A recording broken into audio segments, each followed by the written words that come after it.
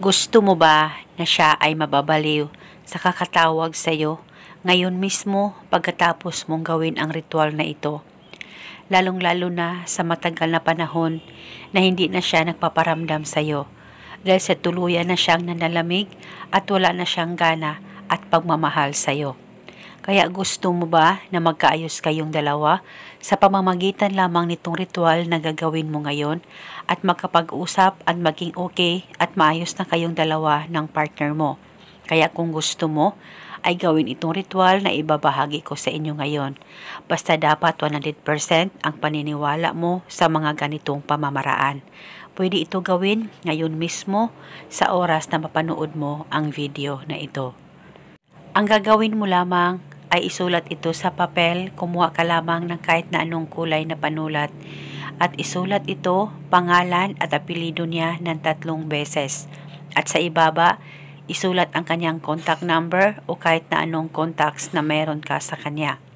At pagkatapos, kumuha ka lamang ng isang barya, kahit na anong barya na meron ka ay pwedeng gamitin.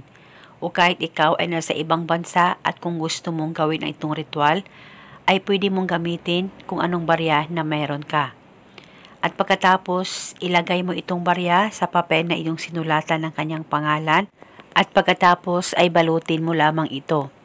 At hawakan saglit, ipikit ang mga mata mo, mag-focus at mag-concentrate ka, baka isipin mo siya at ibulong mo ang mga salitang ito.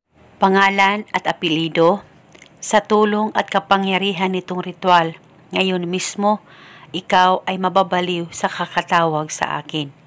Ibulong mo lamang ito ng 3 beses. Pwede ka rin magdagdag ng hiling kung gusto mo, wala pong problema. At pagkatapos, ilagay itong ritual sa bulsa mo sa tuwing ikaw ay aalis. Ilagay ito sa bulsa mo at dalhin kahit saan ka man magpunta. At itago o dalhin itong ritual hanggang kailan mo gusto dahil isa itong gabay para palagi kanyang tatawagan, malayo o malapit man kayong dalawa sa isa't isa. At ito muna sa ngayon, maraming salamat po sa panunood. May God bless us all.